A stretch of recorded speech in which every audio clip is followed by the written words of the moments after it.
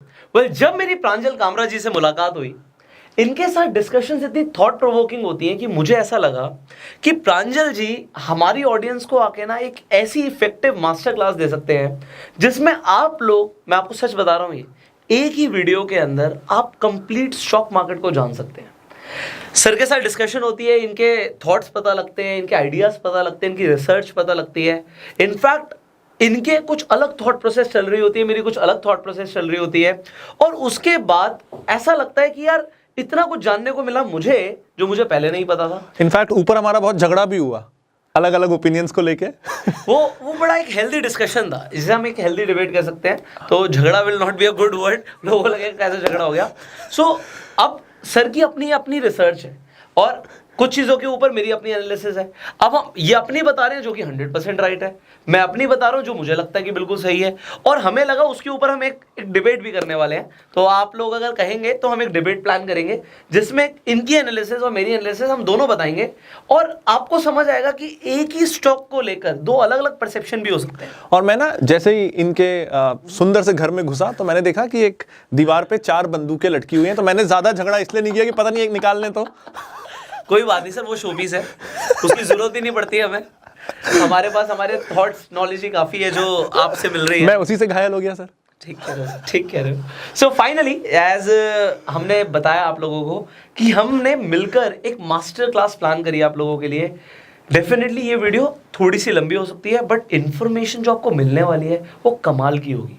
मतलब इस master class को प्लान करने के लिए मैं आपको जेन्युइनली बताता हूँ, सर की कल फ्लाइट थी, इन्होंने कहा मैं फ्लाइट कैंसिल कर देता हूँ, इन्होंने आज की रीशेड्यूल करी। अच्छा ये कहते हैं जी मैं तो वो आप बता रहे थे कि मैं हमेशा वाली फ्लाइट फ्री कैंसिलेशन की, मुझे कैंसिलेशन करना भी पड़े तो कोई दिक्कत नहीं है। सो ये स्पेशली इन्होंने एक दिन पूरा निकाला है इस मास्टर क्लास को प्लान करने के लिए, जो कि सच्चाई है। सर आप स्टॉक मार्केट के लिए मुझे हफ्ता रोक लो। सो आप सोचिए आप लोगों के लिए जो मेहनत की गई है, इन्होंने अपना पूरा दिन निकाला है, और हो सकता है 1 घंटे के अंदर अंदर आपको सारी इंफॉर्मेशन मिल जाए। तो आप अपनी जिंदगी को जो 1 घंटा निकालने वाले हो ना, वो आपको सालों का एक्सपीरियंस एक वीडियो में देने वाले हैं। सो प्रांजल जी, सबसे पहले तो thank you so much for taking out time. Thank you for inviting me pleasure that you are here. Pleasure is mine sir, thank you sir. And अब sir everything about stock market, and it is actually a responsibility कि जब हम बात करें एक video के अंदर stock market को समझाना जी, तो मतलब ये रिस्पॉन्सिबिलिटी, और मेरे हिसाब से आपसे बेहतर ये रिस्पॉन्सिबिलिटी कौन ले सकता है। मैं कोशिश करूंगा सर, बहुत नर्वस हूं। मैंने इतना बड़ा वीडियो एक फ्लो में एक दिन में समझाने की कभी कोशिश की नहीं है, क्योंकि मुझे डर लगता था। अच्छा हुआ कि आपने मुझे मौका दिया, चैलेंज है, एक्सेप्ट किया है सर। देखते हैं। चैलेंजेस तो आपने एक्सेप्ट कर लिए, और मैं सच बता रहा हूं अभी इस वीडियो के अंदर मैं अपनी ऑडियंस जैसा बन जाऊंगा। मतलब मैं बिल्कुल आपके सामने इस तरीके से हूं कि जैसे वहां पर बैठा कोई बिगिनर स्टॉक मार्केट को समझना चाहता है ना, मैं बिल्कुल वैसे सीखूंगा आपसे भी, और मेरे क्वेश्चंस भी वही होंगे जो मेरी ऑडियंस के होते हैं। मैं ट्राई करूंगा जिससे लोगों की अंडरस्टैंडिंग और बेहतर हो। मेरा एक ही मोटिव है कि इस वीडियो से लोगों को इतना वैल्यू मिलना चाहिए ना, कि वो जो स्टॉक मार्केट का मतलब बहुत सारे जार्गन्स है मार्केट में, वो सब ब्रेक होके ना आज वो एक अंडरस्टैंडिंग वाले दौर पर निकल जाए। पूरी कोशिश करूंगा सर। सर सबसे पहले ना जब इन्वेस्टिंग की बात आती है तो क्योंकि ना ये ऐसी चीज है जो हमको कहीं भी पढ़ाई नहीं जाती, और जो थोड़ा बहुत सुनते हैं तो उल्टी चीजें ही सुनते हैं। डर लगता है, घर वालों ने कहा हुआ है कि ऐसा हुआ था, हर्षद मेहता की कहानी आ जाती है तो डर लगता है, और कहीं भी हमने बेसिक एजुकेशन ली नहीं है। तो सबसे पहला सवाल आता है ना सर कि मैं क्यों करूं इन्वेस्ट। मेरे पास पीएफ है, मेरे पास एनपीएफ है, मेरे पास एनपीएस है, मैं गोल्ड में इन्वेस्ट कर देता हूं, रियल एस्टेट में इन्वेस्ट कर देता हूं। 8-10% रिटर्न लाने के तरीके बहुत सारे हैं, और उन तरीकों के बारे में हम सुनते रहते हैं हमेशा। हमको बचपन से पता है गोल्ड के बारे में, पीएफ के बारे में, रियल एस्टेट के बारे में। तो इससे ना डर लगता है, कंफर्ट जोन के बाहर निकलने की बात होती है, आसानी से हमसे कंफर्ट जोन से निकला नहीं जाता। तो सबसे पहले अगर किसी को, मैं मानता हूं सर, टीचर का पहला काम है सब्जेक्ट में इंटरेस्ट जगाना, बाकी तो स्टूडेंट खुद सब कर लेगा। तो मेरा काम यहां पे ये है सर कि मैं ये बता सकूं कि ये एक अच्छा ऑप्शन है, ये जैसा हम सुनते हैं वैसा नहीं है, इससे आपको बेटर रिटर्न्स मिल सकते हैं, और ये एक ऐसा ऑप्शन है जो आपको अवॉइड नहीं करना चाहिए। ये आज मेरा काम है सर, और मैं कोशिश करूंगा उसको अलग तरीके से समझाऊं। तो सबसे पहले हम बात करते हैं सर कि स्टॉक मार्केट में इन्वेस्ट क्यों करना चाहिए, क्या रीजन है।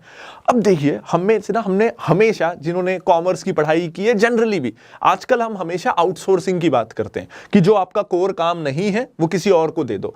अगर आपको जिस चीज का या तो शौक नहीं है वो किसी और को दे दो, खुद का माइंड फ्री रखो, फैमिली को टाइम दे सको। हम सब ये समझते हैं चीजों को आउटसोर्स करना।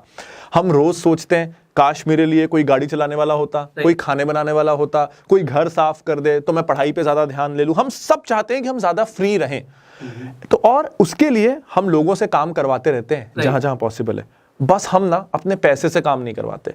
पैसा मालिक के जैसे आराम से बैठा रहता है सर, और हम उसके लिए काम करते रहते हैं। तो जब हम हमेशा ढूंढ रहे हैं कि कोई हमारे लिए काम करे, तो हम जो पैसा हमारे अकाउंट में है उससे हमारे लिए काम क्यों नहीं करवा रहे।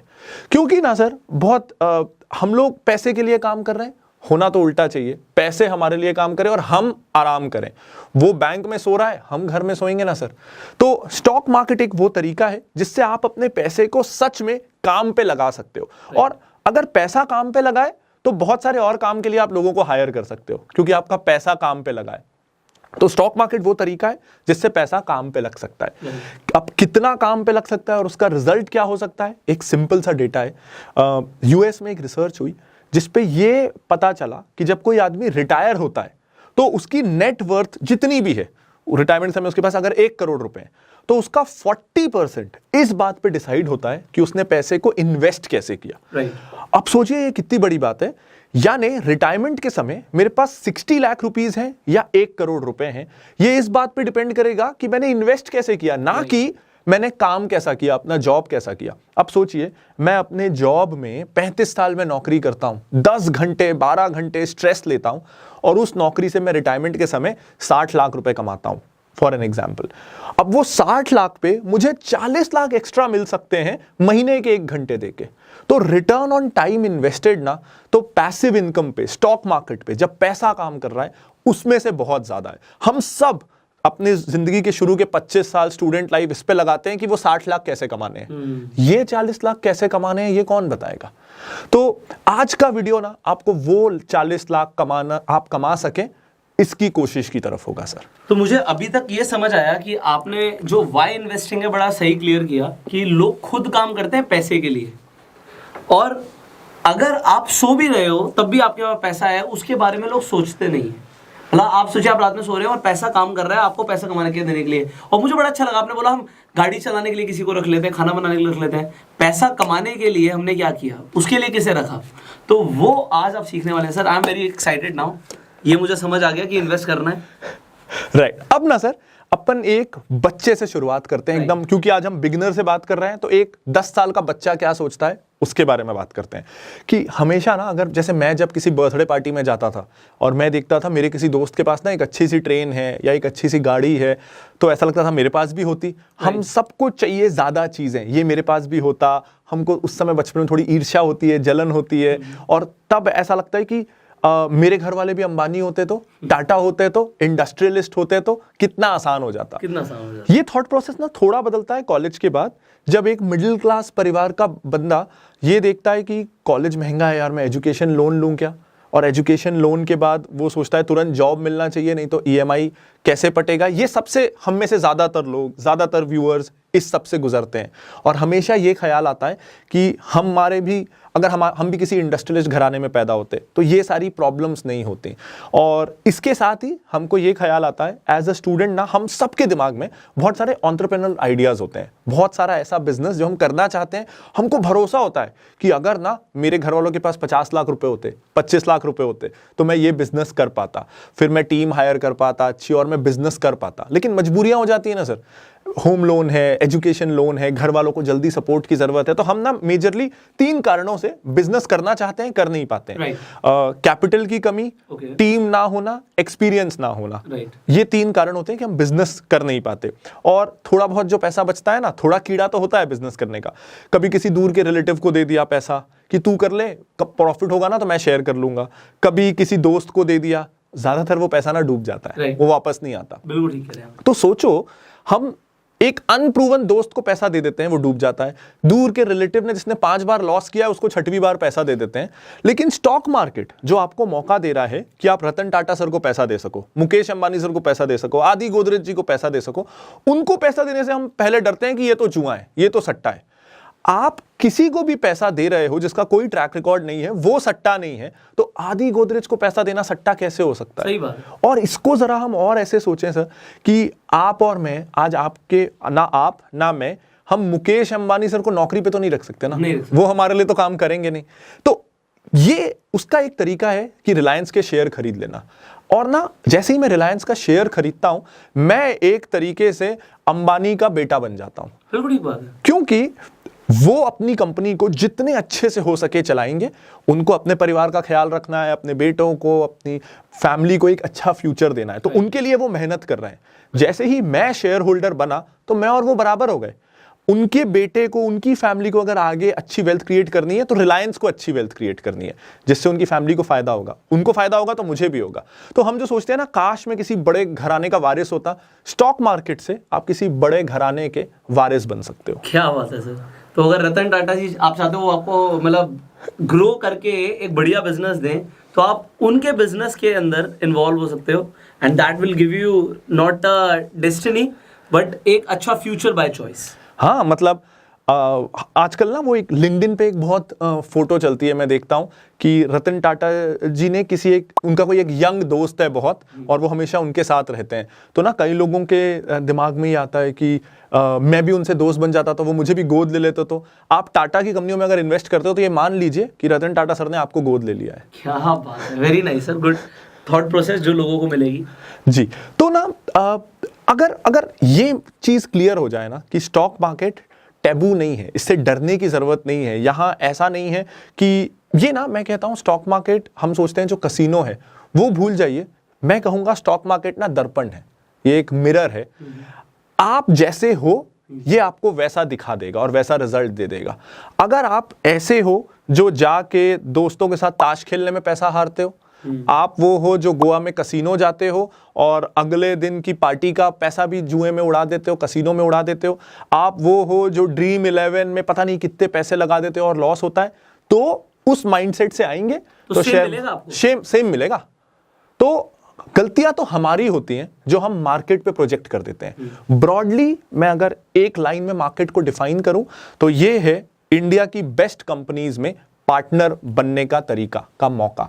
और सबसे अच्छी बात यह है ना सर, अगर ना मुझे खुद कुछ बिजनेस करना है, मान लीजिए मुझे कोई रियल एस्टेट बिजनेस करना है, सबसे पहले कम से कम 20 लाख की तो जमीन लेनी पड़ेगी, कम से कम। उससे कम में तो कुछ होना नहीं, वो भी शहरों में नहीं मिलेगी नहीं। इसमें आप 2000 रुपए में गोदरेज प्रॉपर्टीज के पार्टनर बन जाइए, आप डीएलएफ का शेयर ले लीजिए। तो कैपिटल कम होना ना यहाँ पे आपको रोकता नहीं है, यहाँ हर कोई बराबर है। आप 500 रुपए से आ जाइए, कोई रुकने की। तो बहुत डेमोक्रेटिक है सर, मुझे डेमोक्रेसी बहुत पसंद है। भारत में रहते हैं ना, तो ये मुझे बहुत डेमोक्रेटिक लगता है। तो मुझे 2 लाइनों में आपने अभी स्टॉक मार्केट को ब्रीफ कर दिया। एक तो आपने बोला कि आपके हिसाब से स्टॉक मार्केट है इंडिया की बेस्ट कंपनीज में इन्वेस्ट करने का मौका, और उसमें आपने एक और लाइन ऐड करी कि यहाँ पर कैपिटल इतनी मैटर नहीं करती कि तुम्हारे पास 50 लाख है या 20 लाख है तभी आ सकते हो, तुम्हारे पास 5000 है तब भी शुरुआत कर सकते हो। स्टार्ट करना इंपॉर्टेंट है, छोटी बड़ी मैटर नहीं करता। और ना सर एक अच्छी बात यह है कि YouTube पे जो ज़्यादातर ऑडियंस है आपके चैनल पे, मेरे चैनल पे यंग ऑडियंस है सर। तो अभी ना अगर वो स्टूडेंट हैं, पहला जॉब है, तो आज ना हमारे पास बहुत सारी लाइबिलिटीज नहीं है। अगर आज हम सीख रहे हैं, सीखने में लॉस होता है, 2000 रुपए किसी गलत शेयर में लग गए, डूब गए, तो मान लेंगे कि इस महीने 2 पार्टी नहीं करनी है, 2 बार पिज्जा नहीं खाना है। अभी ऐसा नहीं है कि आपने कुछ गलत कर दिया तो आपके घर कैसे चलेगा, आपका परिवार कैसे चलेगा। तो ये एडवांटेज है। आज से आपकी जिंदगी में 2 साल 4 साल बाद ये एडवांटेज नहीं रहेगा, जिम्मेदारियां रहेंगी। अगर घर के लिए 10,000 रुपए घर में देने हैं तो देने ही है, वो 8 नहीं हो सकते। तो तब तक हम सीख के रेडी हो जाते हैं ना, तब तक हम सीख जाते हैं कि 10 के 8 ना हो, 10 के 15 ही हो। तो वो सीखने का ये बहुत अच्छा मौका है। आजकल ना सर, जब भी मैं सीखना शुरू कर रहा था 2012-13 के आसपास, तो इकलौता तरीका था बुक्स जो विदेशी ऑथर्स ने लिखी थी, राइट। एक ही तरीका था। तो उसमें क्या होता था ना, वो एग्जाम्पल दे रहे हैं, वो एग्जाम्पल मैंने कभी सुना ही नहीं है, वो कंपनी मुझे पता ही नहीं है, और आधी चीजें वहां के लॉ के से कनेक्टेड है कि वहां सेटलमेंट T+1 होता है, T+2 होता है, तो इंसान कनेक्ट नहीं कर पाता। आज कितना आसान है सर, सब कुछ इंडियन ऑथर्स की किताबें हैं, बुक्स हैं, वीडियोस हैं, आपकी ब्लॉग्स किताबें हैं। हाँ सर, तो अब बहुत आसान हो गया है सर, तो अब मौका जाने नहीं देना चाहिए। एक ना थोड़े समय पहले प्रॉब्लम और था कि जब मैंने शुरू किया था ना, तो तब मैं 19-20 साल का था और एज ए 19-20 ईयर ओल्ड जो कंपनीज मैं यूज करता हूं, जो ब्रांड मैं यूज करता हूं, वो अवेलेबल ही नहीं था। आज मैं देखूं इस आईपीओ बूम के कारण नायका है, पॉलिसी बाजार है, ये जो कंपनियां है, जोमैटो है, पेटीएम है, यही तो हम यूज करते हैं। तो एक रिटेल इन्वेस्टर को, एक यंगस्टर को इससे अच्छा मौका नहीं मिलेगा कि वो मार्केट में आए, क्योंकि ऑलरेडी जिन चीजों को वो यूज करता है उसमें वो इन्वेस्टर बने ना, उसमें वो ओनर भी बने। और फिर जो मजा आएगा ना दोस्तों के बीच बोलने में कि यार थोड़ा पेटीएम से पेमेंट कर देना, मेरी कंपनी है वो। अरे वाह, वो जो फील है ना, थॉट प्रोसेस ही अलग हो गया बिल्कुल। वो जो फील है ना, और ना सर उससे ना एक अच्छी बात ये होती है कि डिसिप्लिन अपने आप आ जाता है। एक ना हम बोलते हैं थोड़ा कॉन्ट्रेरियन पॉइंट ऑफ व्यू हमेशा चलता है कि जितना हो सके इन्वेस्ट करो वर्सेस साथ में लाइफ को भी इंजॉय करो। ये हमेशा दो डिबेट्स रहते हैं, दो डिबेट्स रहते हैं। मैं आपको बताता हूं इस जर्नी में मेरे साथ क्या हुआ। मैं हमेशा बिलीव इस बात पे करता हूं कि साथ में बैलेंस रखना जरूरी है, लाइफ को एंजॉय करना जरूरी है। लेकिन जब आप स्टॉक मार्केट में एंटर होते हो ना, आप गलतियां करते हो, लॉस होता है, लेकिन मजा इतना आ रहा होता है कि आप इंजॉय भी इसी चीज को करने लगते हो। तो बाकी चीज जो आप सैक्रिफाइस कर रहे हो ना, वो लगता ही नहीं सैक्रिफाइस हो रहा है, यही पैशन हो जाता है।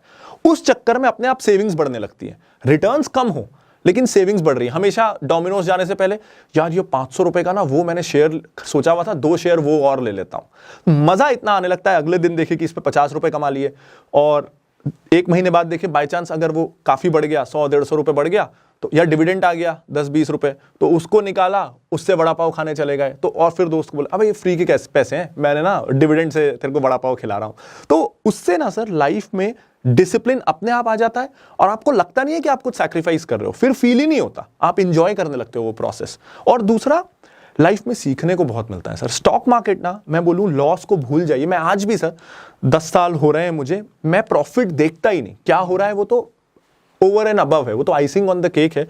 स्टॉक मार्केट ना, मैं बोलता हूं लाइफ ऑन स्टेरॉइड्स है। जो जिंदगी हमको 60 सालों में सिखाती है, वो स्टॉक मार्केट 10 साल में, 15 साल में सिखा देता है, क्योंकि एकदम लाइफ का मिरर है सर। जैसे मैं आपको एक एग्जांपल दूं, मुझे स्टॉक मार्केट से समझ में आया कि ऑनेस्टी का हमेशा लाइफ में प्रीमियम मिलता है। आप स्किलफुल कितने भी हो, आप में कई तरह का स्किल हो सकता है, लेकिन अगर लोग आप पे भरोसा नहीं कर सकते तो आपको ग्रोथ नहीं मिलेगी। ये कई सारी कंपनियों में भी होता है। आप बिजनेस देखो तो सब अच्छा है, लेकिन मार्केट विश्वास ही नहीं करता कि इसका प्रॉफिट इतना है जितना ये दिखा रहा है, तो वो कितना भी प्रॉफिट दिखाए, वो कंपनी को वैल्यू ही नहीं मिलती। और गोदरेज हो, एचडीएफसी ग्रुप्स हो, लॉस भी हो जाए ना, तो मन में ये भरोसा रहता है कि अपना घर बेच देगा लेकिन कंपनी को बैंकरप्ट नहीं होने देगा। तो ऐसे हजारों लेसन सर स्टॉक मार्केट सिखा देता है। और क्या होता है, आपको पैसा कमाना है ना, तो आपको समझ में आता है अरे फार्मा कंपनी के बारे में भी पढ़ना पड़ेगा, आईटी के बारे में भी। जैसे मैं अभी आपको बता रहा था कि मैं 2 महीनों से होटल इंडस्ट्री के बारे में पढ़ रहा हूं, मैं कभी नहीं पढ़ता सर, लेकिन स्टॉक मार्केट के कारण पढ़ रहा हूं। तो ये ना मुझे एक इंटेलिजेंट इंसान बना देता है। सेल्फ डेवलपमेंट के लिए स्टॉक मार्केट बहुत अच्छा है, प्रॉफिट तो आइसिंग ऑन द केक है। क्या बात है। तो अगर आप लोग जिंदगी के बारे में सीखना चाहते हैं, सेल्फ डेवलपमेंट के ऊपर बात हो रही है, तो definitely you should learn stock market. तो सर कंटिन्यू कीजिए, मैं भी सीखूंगा आगे स्टॉक मार्केट। राइट। तो अब बात करते हैं मिसकंसेप्शंस की, क्योंकि ना अभी तक जो हमने बात की उससे क्या हुआ कि कई लोगों में हिम्मत तो आ गई होगी, जोश तो आ गया होगा कि चलो इन्वेस्ट करते हैं, लेकिन कई बार ना ज्यादा ही जोश आ जाता है, तो उस जोश को ठंडा करना भी जरूरी है। तो अभी ना मैं आपके व्यूअर्स का थोड़ा जोश ठंडा करने वाला हूं, आपको चलेगा ना? हाँ मुझे चलेगा सर। तो जैसे ही मैं देखता हूं कि जब कोई एंटर होता है ना मार्केट में, तो उसे क्या लगता है कि उससे ऐसी कंपनियां ढूंढनी है जो दुनिया बदलने वाली हैं। बहुत सारी ऐसी कंपनियां हमको प्रॉमिस करती हैं कि ये दुनिया बदलने वाली हैं। तो लोग ये गलती करते हैं कि वो ना वर्ल्ड चेंजिंग कंपनियों में इन्वेस्ट करते हैं कि अब हम दुनिया बदल देंगे। हमको ना सिंपल कंपनियां चाहिए ही नहीं। हमको किसी दोस्त ने बता दिया एक नई क्रिप्टो बनाने वाली कंपनी आ रही है, किसी ने बना दिया कि अब कोई चांद पे जाने वाला है, किसी ने बोल दिया कैंसर का इलाज मिल गया, ये ऐसी कंपनी है।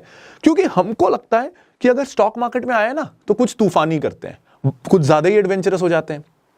अब ना सर एक सिंपल चीज स्टॉक मार्केट में ये है कि, और ये बदल सकता है सबके लिए, लेकिन मेरे लिए क्या काम करता है कि मैं उसमें इन्वेस्ट करता हूं what's not going to change. बहुत सारे लोग इन्वेस्ट कर रहे हैं what's going to change. Future EV का है, फ्यूचर क्रिप्टो का है, ब्लॉकचेन का है, एआई। एग्जांपल लोगों ने कॉइन बेस में या टेस्ला में इन्वेस्ट किया है, उसका बहुत पी सारा। देखा नहीं, Correct. स्टिल दे आर, क्योंकि वो फ्यूचर है और वो होगा सर, फ्यूचर वो Definitely. फ्यूचर है, इसको कोई डिनाई नहीं कर रहा। Right. लेकिन ना जब आप फ्यूचर पे इन्वेस्ट करने जा रहे हो, और यही बिगिनर्स करते हैं, इसलिए उनको क्रिप्टोज भी अट्रैक्ट करते हैं, क्योंकि दैट्स द रेवोल्यूशन। इसमें Right. सही गलत नहीं है, लेकिन इसमें मैं रिस्क की बात करता हूं। सर अगर हम ये प्रिडिक्ट भी कर लेना, जैसे आज ये ऑब्वियसली क्लियर है कि blockchain is the future, Right. EV is the future, इसमें तो अब डाउट कोई बहुत कम doubt है। नहीं है। हाँ, लेकिन उसमें लीडर कौन होगा, इसमें लेके आज भी डाउट है। इंडिया में मारुति क्या सच में ईवी में ट्रांजिशन कर पाएगी, या टाटा आज आगे है लेकिन टाटा इस मोमेंटम को बरकरार रख पाएगी क्या? हुंडई महिंद्रा भी कोशिश कर रहे हैं। तो लीडर प्रिडिक्ट करना मार्केट में बहुत मुश्किल होता है, और मार्केट में ना हम लोग प्रिडिक्शन गेम में फंस जाते हैं। अब क्या है ना, स्टॉक मार्केट में ऑलरेडी हजारों चीजें हैं जो हमारे कंट्रोल से बाहर हैं। जैसे गवर्नमेंट किस इंडस्ट्री में जीएसटी घटा बढ़ा दे, हमारे कंट्रोल के बाहर है। कभी युद्ध हो जाए, यूक्रेन रशिया वाले में हमने देखा कई इंडस्ट्रियों को फर्क पड़ गया। भारत में कोई भगवान ना करे नेचुरल डिजास्टर आ जाए तो कोई इंडस्ट्रीज बंद हो जाएं। जैसे मेरी कुछ कंपनियां कोविड के समय बंद थी, अम्यूजमेंट पार्क हो, होटल्स हो, वो बंद हो जाएं, इसको हम कंट्रोल नहीं कर सकते। तो हमारे कंट्रोल के बाहर 100 चीजें ऑलरेडी हैं। ऐसे में ये जरूरी हो जाता है कि हम जिन चीजों को कंट्रोल कर सकते हैं उनको जरूर कंट्रोल कर लें, वहां हम प्रिडिक्शन या अनसर्टेनिटी का स्कोप ना छोड़ें। तो अगर मैं फास्ट चेंजिंग इंडस्ट्रीज में बेट कर रहा हूं ना, तो मैं एक और अनसर्टेनिटी ऐड कर रहा हूं कि इस सेक्टर में विनर कौन होगा। वर्सेस अगर मेरे को ऑटोमोबाइल में इन्वेस्ट करना है, तो बहुत सारे लोग सवाल ये पूछ रहे हैं कि ईवी में लीडर कौन होगा। डिफिकल्ट। मैं इसको फ्लिप करके पूछूं कि क्या अगले 5 साल भी मारुति रीजनेबल नंबर में पेट्रोल कार्स बेचता रहेगा? इंडस्ट्री सेम है, नजरिया बदल गया। अगर मुझे यह लगता है कि हां, बैटरीज इतनी महंगी है कि अगर 5 लाख के सेगमेंट पे कोई छोटी इलेक्ट्रिक कार ना आ पाए, तो मारुति का जो डोमिनेंट एरिया है बजट कार्स का, वहां वो पेट्रोल और सीएनजी कार बेचती रहेगी। और मारुति के साथ अच्छी बात यह है, वो है उसी सेगमेंट में जिसमें जब तक बैटरी सस्ती नहीं होती, सीएनजी से कंपैरिजन नहीं हो सकता, क्योंकि कैपिटल लगाने को है ही नहीं, लोन मिलेगा ही नहीं, इनकम ही नहीं है इतनी। तो नजरिया ये वाला बदलना बहुत जरूरी है, खास करके जब आप बिगिनर हो। हमको लगता है, क्योंकि ना हम में, यंग लोगों में थोड़ा कॉन्फिडेंस और एनर्जी ज्यादा ही रहता है, तो हमको लगता है कि हमको सब पता है। मार्केट ये 10 साल में सिखाता है कि बेटा अभी बचा है सीखना। तो अगर हम उस टाइम को शॉर्टन कर सकें, जैसे एक सिंपल चीज ये है कि सर मेटावर्स में लीडर, मेटावर्स आएगा फ्यूचर हमारी लाइफ में। हो सकता है आप मेरे को कभी मेटावर्स में वीडियो बनाने बुलाओ, तो वो समय आएगा, लेकिन उसमें भी कौन लीडर होगा? फेसबुक होगा, बहुत सारे अलग हैं, कौन होगा हमको पता नहीं है। लेकिन सर इसको भी अगर मैं उल्टा करूं कि क्या हम 10 साल बाद भी टूथब्रश यूज कर रहे होंगे, टूथपेस्ट यूज कर रहे होंगे, 100%। जूते पहन रहे होंगे? आसान हो गया, एक लेयर ही हमने हटा दिया, अनसर्टेनिटी ही हटा जैसे दिया। कि आपने बोला कि कार्स ईवी में अच्छी चलेंगी या मारुति बेच पाएगा, उसे मैं सिंपलीफाई करूं, क्या उनमें टायर लगा होगा? टायर लगा क्या तो वो तो ईवी में भी होगा, पेट्रोल में भी होगा, डीजल में भी होगा। हमने वो लेयर ही हटा तो दिया। लेयर हटा दी, मतलब टायर तो बिकेगा ही बिकेगा ना। बिल्कुल, बहुत अच्छा एग्जांपल है। Right. वो विंड स्क्रीन होगा, ऐसे बहुत सारे पार्ट्स हैं जो हमने लेयर हटा दिए। जो हटना नहीं है, जो हटना नहीं, रहेगा। करेक्ट। क्या तो गाड़ियां पेंट होंगी? हाँ, एग्जैक्टली, वो तो होंगी ना। करेक्ट। तो मेरे लिए इन्वेस्टिंग है जितनी अनसर्टेनिटी में हटा के उसको ऑलमोस्ट एफडी जैसा बना सकूं, सर्टेन बना दूं, जितना और जिससे certain। कम से कम ये क्लियर हो कि ये तो कहीं नहीं जा रहा। बिल्कुल। और ना इसमें फिर हम ये सोचते हैं, इससे नेक्स्ट चीज ये आती है कि फिर तो रिटर्न्स कम हो जाएंगे। हम तो मार्केट में घुसे ही हाई रिटर्न्स के लिए हैं। तो अगला इसमें जो फैक्टर आता है ना, वो है हमारे रिटर्न एक्सपेक्टेशंस, कि हम पता नहीं क्या एक्सपेक्ट करते हैं। हमको ये कंडीशन हमेशा किया गया है कि रियल एस्टेट है तो रातों रात नहीं बढ़ेगा, गोल्ड है तो रातों रात नहीं बढ़ेगा। मार्केट से जब हम घुसते हैं तो हमको लगता है मैं इतना झगड़ के आया हूं, पेरेंट्स से इतनी मेहनत करके आया हूं, लड़ झगड़ के आया हूं, हमको ना रिवोल्ट लगता है। तो जैसे क्या होता है ना, अगर मैं बोलूं, जैसे हम फिल्मों में देखते हैं कि अगर 2 लोग एक दूसरे से प्यार करते हैं और घर वाले अगेंस्ट हैं, तो हम लड़ झगड़ के आए, भाग गए और हमें हमारा पार्टनर मिल जाता है। हमेशा रिवोल्ट का रिजल्ट इंस्टेंटली अच्छा होता है। और स्टॉक मार्केट में आना घर वालों से रिवोल्ट करना ही Absolutely. है, और वो माइंडसेट रहता है, मैंने रिवोल्ट किया, अब 2 इनाम। लेकिन यहां उस रिवोल्ट का इनाम बहुत धीरे धीरे मिलता है, तो हम उसके लिए तैयार नहीं है। अब क्यों धीरे मिलता है, इसको भी बहुत समझना जरूरी है। जैसे ना, जब भी मैं ये कहता हूं कि रिटर्न्स धीरे धीरे मिलते हैं, चंक्स में मिलते हैं, हो सकता है कि आपका पहले महीने पैसा डबल हो जाए, लेकिन ये हर बार नहीं होगा। तो ओवरऑल आप देखोगे तो आपके रिटर्न्स धीरे ही हैं, चंक्स में हैं। अब लोग बोलते हैं क्यों धीरे धीरे मिलते हैं? मैंने तो वो दोस्त से बात की थी, उसने 1 महीने में डबल हो गया, उसका 2 महीने में डबल हो गया। तो इसका जवाब ये है कि अगर मार्केट से सच में हर महीने या हर 2 महीने या हर 6 महीने में पैसा करना डबल होता था, तो ये सोचिए कि ये मौका या ये तरीके पैसा डबल करने के आपके दोस्त को मिल गए, वो बोल रहा है, वो आपको भी बताने को रेडी है। हम तक, जो आखिरी इंसान है स्टॉक मार्केट में, जो आज घुसे हैं, हम तक ये टेक्निक पहुंच गई। और ये टेक्निक मुकेश अंबानी और रतन टाटा के पास नहीं पहुंची। वो आज भी 10 साल से समुद्र के नीचे केबल बिछा रहे हैं। तो पागल तो है नहीं ना, वो दुनिया के शार्पेस्ट माइंड हैं। अगर मार्केट से महीने में 2 महीने में पैसा डबल करते रहना कंसिस्टेंटली पॉसिबल होता, तो वो समुद्र के नीचे केबल नहीं बिछा रहे होते। तो कोई भी आम आदमी आके वॉरेन बफे से ऊपर निकल जाएगा अगर वो हर 2 महीने में डबल करने लग जाए, तो कुछ सालों में ही ऊपर हो जाएगा 100%। तो वो पॉसिबल नहीं है। तो चंक्स जो हैं उसको हमको ये एक्सेप्ट करना होगा कि ये एक्सेप्शन है, उस चंक को नॉर्म मान लेना गलत है। हाँ, ये हो गया, बट वो रेगुलर होगा, इसकी प्रोबेबिलिटी क्या है? बिल्कुल। और उसे आता कितना, ऐसा क्या किया उसने, वो समझना जरूरी है। हाँ, कि स्ट्रोक ऑफ लक हो गया, क्योंकि लक तो हर फील्ड में थोड़ा सा तो है ही, तो प्रोबेबिलिटी, लक क्या था, वो सब देखना जरूरी है। तो एक ये एक्सपेक्टेशन अगर सेट हो जाए कि मेरे एक्सपेक्टेशन ही नॉर्मल है, मेरे को एफडी से 3 गुना रिटर्न चाहिए, तो वहां तक ये मार्केट आपको ला सकता है। लेकिन आप सब कुछ छोड़ के बैठ जाओ कि यही है, अब मैंने नौकरी ना करना, मैंने जॉब भी नहीं करना, मैंने बिजनेस भी नहीं करना, मैंने कुछ नहीं करना, मैंने तो पिछले महीने इसमें 20,000 लगाए, 20,000 कमा लिए, अब यही करूंगा। उसमें ना क्या होता है, एक ये बिगनर्स के साथ ये भी बिहेवियरल फैक्टर होता है कि ना उनके पास कोई एक्टिव सोर्स ऑफ इनकम है नहीं, वो इसी से पैसा कमा रहे हैं। तो उनपे ना प्रेशर बहुत होता है कि पिछले महीने ना मैंने घर वालों को खुशी खुशी 20,000 रुपए दिए कि देखो मैंने 20,000 कमाए। अब घर वाले इस महीने भी एक्सपेक्ट कर रहे हैं, पिछले महीने तो 20,000 आ गया, मैंने जो ट्रेडिंग की, जो भी की, मेरे बेट सही हो गए, इस महीने वो 20,000 में कैसे लाऊं? पिछले महीने से एक्सपेक्टेशन सेट, मेरे को इस बार भी लाना है, तो मैं बहुत प्रेशर में काम कर रहा हूं। और लॉस हो गया तो वो इंसान डिप्रेशन में भी जा सकता है। तो ना सर, किसी को हो सकता है चार्ट देखना बहुत अच्छे से आए और पहले महीने उसने वो सही किया, चार्ट प्रेडिक्ट किया और उसका बेट सही था, लेकिन पहले महीने ना प्रेशर नहीं था, सेकंड महीने प्रेशर है, एक्सपेक्टेशन सेट है, एक्सपेक्टेशन है। तो अब ना उसको आता भी होगा तो हो नहीं पाएगा, क्योंकि बहुत प्रेशर है। तो प्रेशर में क्रिकेटर क्रिकेट नहीं खेल पाता, सिंगर गाना नहीं गा पाता, इन्वेस्टर कमा नहीं पाता। तो ये प्रेशर से खुद को आजाद करना जरूरी है। वो तब होगा जब आपके पास एक्टिव सोर्स ऑफ इनकम होगा। ये यहाँ पर प्रांजल जी ने बहुत कमाल की बात बोली है कि definitely you can earn from stock market, but ये सोचना कि मैं सारे काम छोड़ दूं, मैं अपनी जॉब आज छोड़ दूं, या मुझे कोई अपॉर्चुनिटी मिल रही है मैं बिजनेस कर रहा हूं उसे छोड़ दूं, तो ये आपको बिल्कुल नहीं करना। सो ये मिसकंसेप्शन को इन्होंने अभी आपके लिए ब्रेक कर दिया है कि भैया एक्टिव सोर्स ऑफ इनकम को बनाए रखो, इन्वेस्टिंग करते रहो, it will work for you. जी। अब ना जब ये 2 मिसकंसेप्शन की अपन ने बात की कि हम वर्ल्ड चेंजिंग कंपनियों में इन्वेस्ट कर रहे हैं और हमको रिटर्न्स अच्छे चाहिए, तो हम नेचुरली उन कंपनियों की तरफ अट्रैक्ट होते हैं जिनमें ना हाई ग्रोथ आ रही है, जिसके रेवेन्यू तेजी से बढ़ रहे हैं, जो हमको दिखता है कि जिसके शायद मार्जिन्स बहुत अच्छे हैं। क्योंकि ना एक बेसिक एजुकेशन हर कोई दे देता है एकदम से कि ये देख लो कि कंपनी में डेट नहीं है, ये देख लो कि कंपनी प्रॉफिट मेकिंग है, उसका मार्जिन अच्छा है वो। और हमको भी ना बेसिक अंडरस्टैंडिंग बिजनेस की यही होती है। हमारे लिए बिजनेस की अंडरस्टैंडिंग होती है ट्रेडिंग। बिजनेस मतलब ट्रेडिंग, 10 का माल 12 में बेचो तो ये अच्छा बिजनेस है, 10 का माल 11 में बेच रहे हो, प्रॉब्लम है खर्चे कैसे निकालोगे, 10 का माल 20 में बेच रहे हो, बहुत ही बढ़िया, बहुत बढ़िया बिजनेस ऐसा ही है। बोला जाता है। ये तो हमारे लिए बिजनेस का मतलब ट्रेडिंग होता है जनरली। इतने में लिया, कितना बिक जाता है, सबसे पहले हम यही बोलते हैं, यार वो दुकान डाल ले, दोस्त ने डाली थी, 10 रुपए में खरीदता है, 15 में हाथों हाथ बिक जाता है, तो अच्छा बिजनेस है। तो हमारे लिए बिजनेस का मतलब है मार्जिन, हम समझ नहीं पाते हैं। तो पहली कंपनियां जो हम कुछ चुनते हैं वो इन 2 चीजों में से तो होती ही है, वर्ल्ड चेंजिंग होती है, और तीसरा अगर हम बड़े खुश हो जाते हैं अगर उस कंपनी में ना मार्जिन्स बड़े अच्छे हो, यार ये ना 30% पे काम कर रही है, 40% मार्जिन पे काम कर रही है, तो इसकी तरफ अब अपन बढ़ते हैं। और ना इसको मैं कहूंगा the most important thing before you invest. Right, इसे बड़े ध्यान से सुनिएगा, क्योंकि अभी इन्होंने जो बात बोली ना, ये भी मिसकंसेप्शन ब्रेक हो रहा है कि आप लोग बेसिक चीजें देख लेते हैं कि कंपनी के ऊपर डेट नहीं है, रेवेन्यू बढ़ रहा है, प्रॉफिट आ रहा है, तो ये तो अच्छी चीजें हैं ही, पर ये मोस्ट इंपॉर्टेंट नहीं है। मोस्ट इंपॉर्टेंट वो जो अभी ये बताएंगे जी, तो अब उसे सुनिए ध्यान से, एक नोट्स भी बना लेना।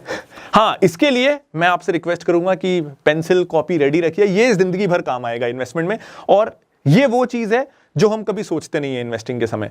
मैं ना 2 लोगों का एग्जाम्पल लेता हूं, आप और मैं डन सर। तो मैंने राम और श्याम ले लो। राम, लो। ठीक है। मैं हमेशा वही लेता हूँ। अच्छा ठीक है सर। तो राम और श्याम का एग्जाम्पल लेते हैं। दोनों के पास बिजनेस शुरू करने के लिए 100 रुपए हैं। डन। दोनों सुबह बाजार में आते हैं, 10 रुपए की एक पेंसिल खरीदते हैं। तो दोनों ने 10-10 पेंसिल खरीद ली। अब एक ने हमारे वाला जो मैं बता रहा था वो बिजनेस सोचा है कि मैं तो ज्यादा में बेचूंगा, मेरे को मार्जिन ज्यादा चाहिए, तो उसने 100 रुपए की 10 पेंसिल खरीदी और एक पेंसिल को उसने सोचा कि मैं 50% ऊपर में बेचूंगा, यानी उसने 15 रुपए में एक पेंसिल को बेचा। तो दिन के अंत में वो 10 पेंसिल बेच पाया और उसने 50 रुपए कमा लिया, यानी उसका रिटर्न ऑन कैपिटल हो गया 50%। उसने दिन के अंत में 100 रुपए पे 50 रुपए कमा लिए। लेकिन अब मैं देखूं कि क्या मार्जिन था सर, मेरे को ऐसा बिजनेस करना है, आपको भी लग रहा होगा कि 10 रुपए की चीज 15 रुपए में बिकी, 50% मार्जिन, बहुत अच्छा मार्जिन है, और दिन के 50 रुपए भी कमा लिए। श्याम ना उसको बिजनेस नहीं आता था, उसने गलती कर दी, उसने 10 रुपए की पेंसिल, उसने भी 100 रुपए में 10 पेंसिल खरीदी और 10 रुपए की पेंसिल ना उसने 11 रुपए में बेचने लगी, एक रुपए के मार्जिन में। ये भी कोई मार्जिन होता है? लेकिन उसका माल सस्ता था और हम इंडियंस है सर, बार्गेन हमेशा ढूंढते रहते हैं। तो उसकी पेंसिल आधे घंटे में बिक गई, 10 पेंसिल, तो उसके पास 110 रुपए आ गए, हर पेंसिल में 1 रुपए उसने कमाए। अब उस 110 रुपए से उसने 11 पेंसिल खरीद ली। ऐसे बार बार दिन में हर आधे घंटे में उसने माल को रोटेट कर दिया, बार बार उसका पूरा माल बिकता गया, वो खरीदता गया। दिन के अंत में उसने देखा कि उसने 100 पेंसिल बेच दी थी, एक पेंसिल पे वो 1 ही रुपए कमा रहा था, लेकिन दिन के अंत में उसने 100 रुपए लगाए थे और 100 रुपए और कमा लिए। तो उसने 100 रुपए पे 100 रुपए बना लिए, मार्जिन 10% था। दूसरे का मार्जिन था 50%, लेकिन उसका रिटर्न ऑन कैपिटल भी 50। यहां 10% के मार्जिन से रिटर्न ऑन कैपिटल 100%। तो हमको यह समझना है कि बिजनेस का काम ज्यादा मार्जिन कमाना नहीं है, बिजनेस का काम है पैसे पे पैसा बनाना।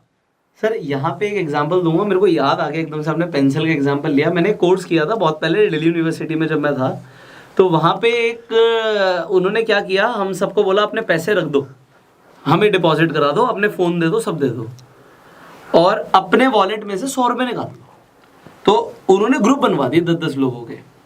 तो हमारे पास 1000 रुपये थे और हमें बोला आपको विद इन फ्यू आवर्स इस पैसे को डबल करके आना है, कम से कम, कुछ भी करो बाहर जाके। अच्छा, डू एनीथिंग। हाँ। सो मतलब हम रोड पर हैं, हमारे पास फ़ोन नहीं है, कुछ नहीं, किसी से हेल्प नहीं लेनी, किसी को बताना नहीं है कि आप क्या कर रहे हो, बिजनेस करके या कुछ भी करके यू हैव टू डू। तो कुछ लोगों ने क्या किया, वो रेस्टोरेंट में चले गए, उन्होंने कहा हम सब्जियां काट लेंगे, कि कोई किसी के घर चला गया, हम सफाई कर लेंगे, किसी ने कुछ किया। तो मैं जैसे ही बाहर निकला, मैंने सोचा गर्मी बहुत हो रही है, क्या किया जाए, तो माइंड तो थोड़ा बिजनेस चलता है मेरा। तो एनीवेज मैंने वहाँ पर क्या देखा, यार क्या बिक सकता है, क्या बिक सकता है, और मेरे पास तो 100 रुपये ही है और हमारा ग्रुप है 1000 रुपये हमारे पास, हमें तो मल्टीप्लाई करके जाना है। हाँ जी। मैं गया सर एक दुकान पे, मैंने पानी की थैली खरीदी, ठीक है। तो उसने मुझे, वो उस टाइम पे 1 रुपए की आती थी, उसने 2 रुपए की दी होगी, या हो सकता है उस टाइम पे कुछ भी ऐसा अमाउंट था, मुझे एग्जैक्ट याद नहीं। तो 2-2 रुपए की मैंने थैली खरीदी और सारा पैसा नहीं लगाया, तो एक बार में 100% कैपिटल रिस्क नहीं लिया। ठीक है, तो मैंने स्मार्ट। थोड़ा सा वहाँ पे पानी की थैलियाँ खरीदी। अब हम चले गए रिक्शे वालों के पास, वहाँ पे थे रिक्शे वाले खड़े हुए, हमने कहा भैया पानी बेच रहे हैं, आपको प्यास लग रही है तो हमसे ले लीजिए। कह रहे कितने का है, तो मैंने उसे बोला भाई 5 रुपए का है, 2 रुपए का खरीदा, 5 रुपए का है। तो उन्होंने देखा यार ये तो मतलब सही ठीक ठाक बंदे लग रहे हैं, क्या पानी की थैलियाँ बेच रहे हैं, बट किसी ने हेजिटेट नहीं किया 5 रुपए खर्च करने में, हमने फटाफट बेच दी। अब आप देखो वही आपने बोला आधे घंटे के अंदर, तो मेरा रिटर्न ऑन कैपिटल जो मैंने लगाया यार वो तो मेरे को 100% वापस आ गया। Right, repeat. अब हम दिल्ली यूनिवर्सिटी के पास, दिल्ली में कमला नगर मार्केट है, कमला नगर की गलियों में हम पानी की थैलियां बेच रहे हैं, लोग देख रहे हैं क्या कर रहे हैं। बट सर आप बिलीव करना, एक सेम चीज एक किसी और ने करी, उन्होंने रोज खरीदे थे, उन्होंने रोज थोड़े से महंगे बेच दिए और हमने पानी बेचा, और बाकियों ने सर्विसेज करी। सर्विसेज में उन्होंने चाहे झाड़ू लगाई हो, चाहे कुछ किया हो, किसी ने गाना भी गाया, किसी ने डांस भी किया सड़क पे, जो जो कर सकता था। और वापस जाके आर ग्रुप वाज नंबर 1। आप थे ना सर उस ग्रुप में? वो ठीक है, but our group was number second was that, या फर्स्ट सेकंड में ही थे।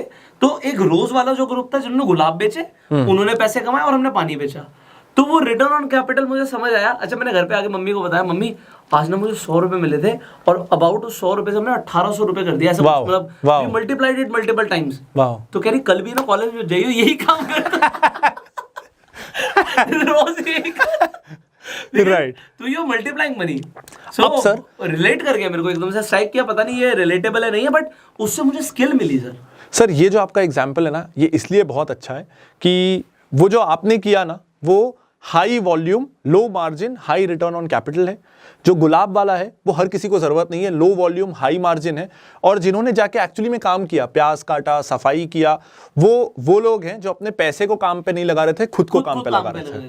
तो वो ऑब्वियसली नीचे थे लेडर में, बिल्कुल, क्योंकि ग्रुप्स थे, 10-20 ग्रुप्स थे, तो उसमें से एक कंपटीशन भी था। हाँ, तो यहां हमने उन तीनों कैटेगरी की बात कर ली। इस आपके एग्जांपल से और क्लियर हुआ कि खुद काम पे ना करके पैसे को काम पे लगाने से रिटर्न्स मैग्नीफाई होते हैं। तो इससे हमको ये भी क्लियर हुआ सर।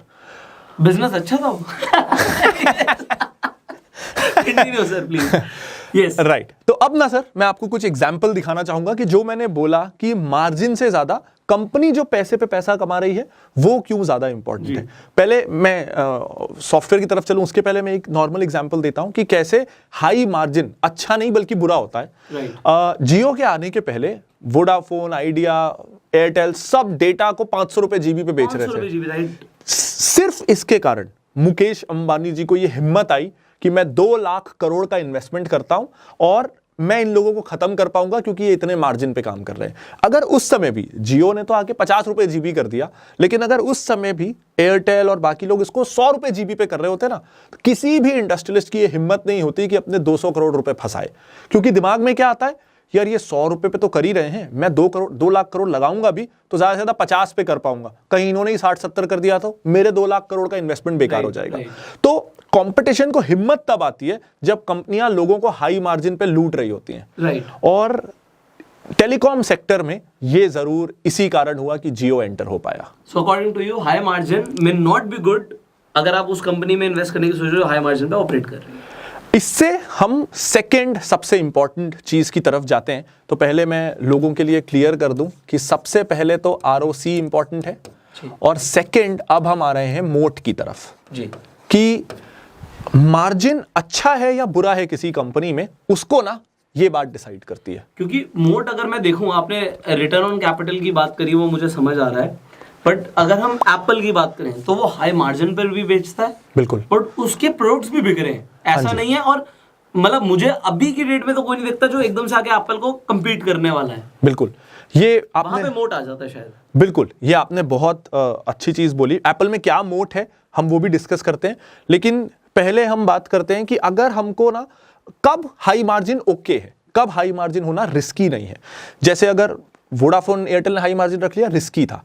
एप्पल सबसे ज्यादा मार्जिन पे बेचता है, वो 20,000 रुपए का फोन, वो फीचर्स भी सबसे लेट लाते हैं नए फीचर, मतलब वो प्रो मोशन स्क्रीन और पता नहीं क्या क्या सबसे आखिरी में, क्योंकि वो महंगे हैं और एप्पल को मार्जिन हाई रखना है, तो वो फीचर भी नहीं लाता लेकिन फोन सबसे महंगे बेचता है। इस चीज की पहले मैं आपको ताकत बताता हूं। ज्यादातर कंपनियों को ना इस दुनिया में 2 में से एक चीज पे कॉम्प्रोमाइज करना पड़ता है, या तो मार्जिन पे या वॉल्यूम पे। इसमें हम एग्जांपल लेते हैं मर्सिडीज का, जो वॉल्यूम पे कॉम्प्रोमाइज करती है, उसको पता है उसकी कारें बहुत नहीं बिकने वाली, बल्कि बहुत बिकेंगी तो गड़बड़ है, जो लेते हैं वो लेना छोड़ देंगे। और दूसरा, मारुति को ये पता है कि वो ज्यादा कमा के गाड़ी नहीं बेच सकता, उसको कम कमाना है, प्राइस को इतना सस्ता रखना है कि वो मार्केट लीडर रहे, लेकिन वॉल्यूम पे खेलना है। तो दोनों कंपनियां ग्रेट कंपनियां हैं, बहुत अच्छा कर रही हैं, लेकिन ग्रेटेस्ट कंपनियों में से एक नहीं है, क्योंकि उनको इन 2 में से एक चीज कॉम्प्रोमाइज करनी पड़ रही है। एप्पल आज के समय में दुनिया की ग्रेटेस्ट कंपनी है, क्योंकि वो सबसे महंगा फोन तो बेचती है, सबसे ज्यादा भी बेचती है। मतलब वो OnePlus और MI वाला वॉल्यूम भी कर लेती है, उससे ज्यादा वॉल्यूम कर लेती है, उससे 10 गुना प्राइस पे बेच के, और सेम उसकी बनाने की कॉस्ट है। तो वो इसलिए इतनी महान है कि वो एक कंपनी है जो दोनों में से किसी में कॉम्प्रोमाइज नहीं कर रही। इंडिया में अगर मैं कुछ एग्जांपल दूं तो एक आइशर मोटर्स इस तरह की कंपनी है जो अपनी कैटेगरी में क्रूजर बाइक्स में बाय फार लीडर है, बल्कि उस इंजन सीसी सेगमेंट में भी वो बाय फार लीडर है। और टेक्नोलॉजी वाइज वो कुछ भी इनोवेशन नहीं करते, वो पुराना 90s का इंजन, 1950 का इंजन है, कोई भी नया फीचर नहीं आएगा आपको उसमें। आज भी डिजिटल मीटर नहीं दिखेगा उसमें, नेविगेशन नहीं मिलेगा, मोबाइल चार्जिंग सॉकेट नहीं मिलेगा। और इसको ये सोचिए, टीवीएस हो, बजाज हो, हीरो हो, ये लोग बेचारे थक जाते हैं कि हमारी बाइक का 60 kmpl लीटर है, 70 है, डाउन पेमेंट भी कम हो गया, EMI भी कम हो गया, हमसे और गोल्ड कॉइन भी ले लो, चांदी भी ले लो, हाँ हमारे घर आके खाना भी खा लो, लेकिन बाइक नहीं बिक रही। और रॉयल एनफील्ड बात ही नहीं करता कि हमारी बाइक का माइलेज कितना है, हम आपको EMI देंगे क्या, हम आपको डाउन पेमेंट करना है क्या, ये सब बात ही नहीं होती। ये जो ताकत है ना उसके पास, उसके कारण अगर हम पिछले 10 सालों में उस शेयर का रिटर्न देखें तो इन किसी भी कंपनियों से बहुत अच्छा है। एक और ऐसा एग्जांपल हो सकता है पेज इंडस्ट्रीज, जॉकी जो बनाता है, उनकी ना प्राइसिंग इतनी अच्छी है, अगर मेरे को उनकी प्राइसिंग स्ट्रैटेजी बहुत पसंद है। ये थोड़ा सा ऑफ टॉपिक है, लेकिन मैं चाहता हूं कि ये ऑडियंस को पता चले। आई थिंक अगर ऑडियंस के सामने अगर इतनी बढ़िया इन्फॉर्मेशन जा रही है, so they are willing to give time, and I think वो अभी तक बड़े इंटरेस्ट के साथ देख रहे होंगे। अगर मैं बोल दूं कि अभी नहीं, अब अगली वीडियो में, तो वो कमेंट करेंगे नहीं सर इसी वीडियो में कंटिन्यू करो। ठीक है सर। तो जॉकी की प्राइसिंग स्ट्रैटेजी, और इसको ना इससे पता चलता है कि उनका मैनेजमेंट कितना अच्छा है। जॉकी के लिए एक मिडिल क्लास इंसान थोड़ा स्ट्रेच करके उसको खरीदता है, बजट को थोड़ा सा खींचता है, लेकिन वो इतना प्रीमियम भी नहीं है कि ज्यादातर लोग खरीद ही ना पाए। हर कोई खरीद के प्राउड फील कर रहा है, हर कोई बजट एक्सीड कर रहा है, लेकिन प्राइसिंग जस्ट ऐसी है कि हर कोई खींच के खरीद भी पा रहा है। तो वॉल्यूम भी है खूब, मार्जिन्स भी हैं क्योंकि महंगा बेच रहे हैं। और कई और कंपनियां हैं, वो मैं नाम तो भूल गया, लेकिन वो कंपनियों के इनर गारमेंट्स जॉकी से भी डबल प्राइस के हैं। तो मिडिल क्लास उसको अफोर्ड नहीं कर सकता। भले ही वो कमा रहे होंगे, लेकिन वॉल्यूम तो चला गया ना। अगर तो आप एप्पल को भी जब देखोगे, जस्ट अबाउट ऐसा बजट होता है कि अगर बाकियों का प्रीमियम फोन 60,000 का आ रहा है तो इनका 80,000 का आ रहा है। तो लोगों को लगता है यार 60,000 तो खर्च कर ही रहा हूं ना, 25% और कर लेता हूं। और लोग बोलते हैं उठना, अरे इतना महंगा फोन लिया, इससे बड़े एप्पल ही ले लेता। तो ऐसा बोलते हैं लोग। ये लैपटॉप्स में भी होता है। हाँ, हमारे ऑफिस में ना अगर कोई 50-60 हजार का वो टच वाला विंडोज लैपटॉप ले ले, तो पूरा ऑफिस में उसकी रैगिंग होती है। 70-80 हजार का तो मैकबुक एयर मिल रहा था, वो ले लेता। तो प्रीमियम कंपटीशन अपने आप खत्म हो जाता है, और ये प्राइसिंग जस्ट राइट है। वो 70-80 हजार वाला मैकबुक, और उस प्राइसिंग में जैसे हम पेज इंडस्ट्रीज की जॉकी की बात कर रहे हैं, तो उसने अपने और कंपटीशन को खत्म कर दिया। उस प्राइसिंग पे तो कोई आई नहीं। मतलब मैं आज भी याद है जब, मतलब एक बहुत पहले की बात है, मुझे नहीं पता दैट कंपनी इज देयर और नॉट, एक हेन्स नाम का ब्रांड। हाँ, अभी भी है। हाँ। अब वो शायद जॉकी के लेवल के आसपास ही था, but jockey is far ahead now, है ना। और अगर हम बात करें वैन हुसैन, कैल्विन क्लाइन, तो वो थोड़ा लग्जरी सेगमेंट हो जाता है, तो वो it is not for everybody. Not for everybody, right. तो अब मैंने ये 2 एग्जांपल दिए इसलिए कि मेरे को ना आपकी थोड़े ऑडियंस से मेहनत करवानी है। करवा लो। अरे 100% सर, तो मेहनत करा के सीखेंगे वो। तो जैसे मैंने 2 एग्जांपल दिए कि इंडिया में भी ऐसी कंपनीज हैं, आइशर हो या जॉकी हो, पेज इंडस्ट्रीज हो। मुझे आपसे ना 2 और ऐसी कंपनीज चाहिए जिनका आपको लगता है कि मार्जिन भी हाई है, वॉल्यूम भी हाई है, वो दोनों में कॉम्प्रोमाइज नहीं कर रहा। ये आपको बहुत फायदा पहुंचाएगा अगर आप एक ऐसी कंपनी ढूंढ लेते हो। बहुत ज्यादा चांसेस हैं कि वो मल्टी बैगर बनेगी, वो एक्स्ट्रा ऑर्डिनरी रिटर्न्स दे सकती है। तो ऐसी कंपनियां ना अगर आप हो सको तो ढूंढिएगा जरूर।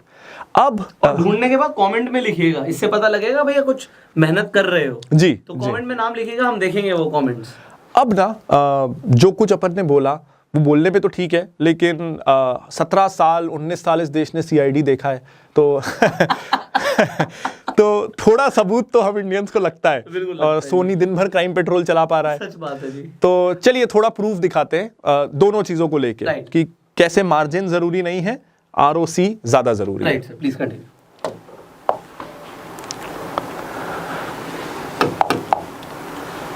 तो अब जाइडस वेलनेस, ये कैडिला ग्रुप की कंपनी है। इनका मैं आपको पहले प्रॉफिट एंड लॉस दिखाता हूं, जिससे आपको अंदाजा होगा कि ये मार्जिन इनका क्या है। तो अब यहां पे हम देखते हैं कि ये रफली 1800 करोड़ की सेल करते हैं और कमाते हैं 118 करोड़ के आसपास। यानी अगर मैं इनके मार्जिन की बात करूं तो 7-8% के आसपास का ये मार्जिन लाके दे पाते हैं।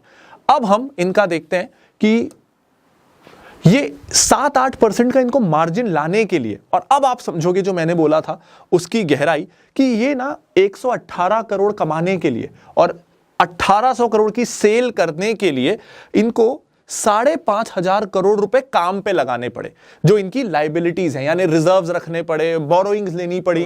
तो माल बेचने के लिए और प्रॉफिट कमाने के लिए इनको 5,000 करोड़ रुपए काम पे लगाने पड़े, तब जाके माल बिका और प्रॉफिट आया।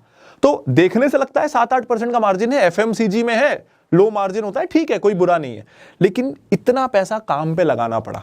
वर्सेस अब हम दूसरी कंपनी लेते हैं जो भी इसी सेक्टर में है, इसे तो आप जानते हैं। अब अपन इसके P&L की तरफ जाते हैं। तो इस कंपनी को अगर मैं देखूं तो इसकी सेल्स भी 5,000 करोड़ के आसपास है, ये प्रॉफिट ज्यादा कमा रही है 1,000 करोड़ के आसपास, और ये देख के हमको लगेगा कि ठीक है, ये तो बहुत अच्छी है, 20% के आसपास का मार्जिन है। लेकिन ये जरूरी बात नहीं है। मैं आपको अब जरूरी बात की तरफ लेके जाता हूं। इनका आप टोटल लाइबिलिटीज देखिए, सेम है 5,500 करोड़ के आसपास, लेकिन तो दोनों ने पैसा काम पे सेम लगाया, लेकिन दोनों के प्रॉफिट में बहुत ज्यादा फर्क आ गया। 5,500 करोड़ दोनों ने लगाए, दिन की शुरुआत में जो हमारा पेंसिल वाला एग्जाम्पल था, एक ने कमाए 118 करोड़, 1000 करोड़।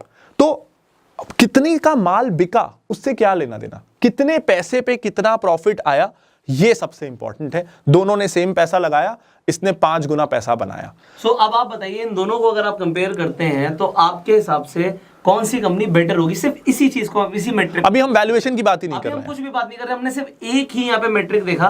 तो आप बताइएगा कमेंट में।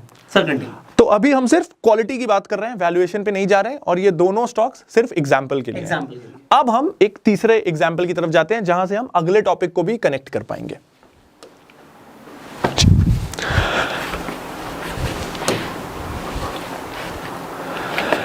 अब इस कंपनी को देखिए, इसकी सेल जो हमने पिछली 2 कंपनियां देखी उससे आधी है। And that is Relaxo footwear. Relaxo, आप सब इसकी वो नीली और ब्लू बाथरूम स्लीपर पहनते होंगे, मैं तो पहनता हूं। 100 रुपए की आती है, बड़ी लंबी चलती है, पाँव घिस जाता है, चप्पल नहीं घिसती। बट इनकी हम सेल देखें अगर जाइडस के मुकाबले, तो जाइडस की सेल 1800 करोड़ के आसपास थी, इनकी सेल उनसे थोड़ी सी ज्यादा है, 2300 करोड़ के आसपास है, 20% ज्यादा है।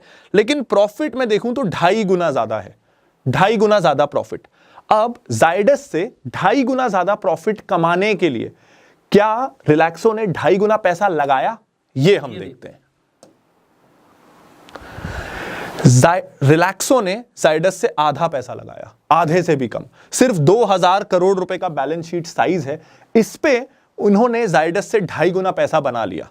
तो अगर हम देखें तो आप किस बिजनेस का हिस्सेदार बनना चाहोगे जो कम पैसे पे ज्यादा पैसा बनाए? यहां पे ना साइज भी जरूरी नहीं है कि कौन सी कंपनी 1000 करोड़ का प्रॉफिट कमा रही है। कई बार हम इससे भी ललचा जाते हैं कि ये कंपनी कमाती है 200 करोड़ का प्रॉफिट, ये कमाती है 1000 करोड़ का प्रॉफिट, मेरे को 1000 करोड़ वाली ज्यादा पसंद है। कितना लगा के, क्योंकि किसी के भी पास अनलिमिटेड पैसा हो तो वो उससे और पैसा बना सकता है, लेकिन कितने कम चादर में आप कितना ज्यादा रिटर्न ला पा रहे हो वो ज्यादा जरूरी है। तो अब हम इससे एक अगले डिस्कशन पे पहुंचते हैं, वैल्यूएशन पे। क्योंकि अभी जैसा सर ने कहा कि अभी हम क्वालिटी की बात कर रहे थे, अभी हम इस चीज पे आए नहीं थे कि हमको वैल्यूएशन वाइज कौन से शेयर में निवेश करना चाहिए। तो यहां ना सबसे पहले जो लोग रेशोज की बात करते हैं, कई बार मैंने भी, तो सबसे पहला सिंपल रेशो एक आ जाता है पीई रेशो, उसकी बात बहुत की जाती है। तो हमको ना एक चीज समझनी है कि अगर हमको मॉडरेट रिटर्न्स चाहिए, 15% के 20% के रिटर्न्स चाहिए, तो हम ऐसी कंपनी में बेट कर सकते हैं जिसके बारे में हमको पता है कि ये 15-20% से ग्रो करती रहेगी। कोलगेट एक एग्जांपल हो सकता है कि थोड़ा प्रीमियम टूथपेस्ट बिकेंगे, थोड़ी जनसंख्या भारत की हमेशा बढ़ती रहती है, नए दांत आएंगे, दांत भी 2 बार आते हैं, 32 होते हैं, तो बड़ा अच्छा बिजनेस है। तो 15-20% से वो बढ़ता रहेगा। तो उस केस में अगर 15-20% से अर्निंग बढ़ेगी तो 15-20% से आसपास से स्टॉक भी बढ़ेगा, क्योंकि आप बिजनेस में पैसा लगा रहे हो, बिजनेस की growth is equal to share की ग्रोथ। लेकिन असली मजा कब आता है? असली मजा तब आता है जब किसी कंपनी में ना पी एक्सपांशन हो सके। अब ये मैं आपको एक एग्जांपल से समझाता हूं। अभी हम कोलगेट वाला एग्जांपल लेते हैं कि इन द लॉन्ग रन जिस स्पीड से बिजनेस ग्रो करता है उस स्पीड से शेयर ग्रो करना चाहिए। ये इन द लॉन्ग रन की कहानी है। अब मैं आपको एक रेशोज के जरिए ये दिखाता हूं।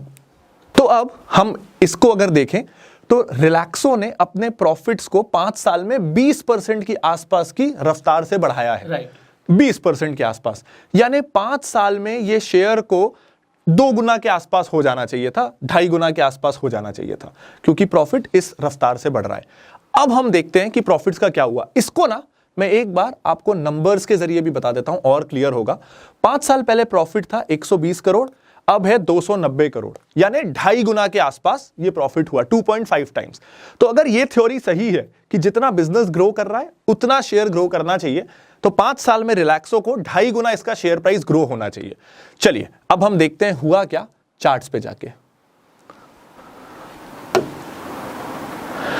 यहां पे अगर मैं बात करूं तो शेयर था 250 के आसपास और यहां पे शेयर था 1400 के आसपास, आज भी ये 1000 के आसपास है। यानी आज का भी मैं अगर प्राइस लूं तो इसकी अर्निंग्स बढ़ी 2.5 गुना, लेकिन ये शेयर बढ़ गया 4 गुना, यानी ये अर्निंग से ज्यादा बढ़ पाया।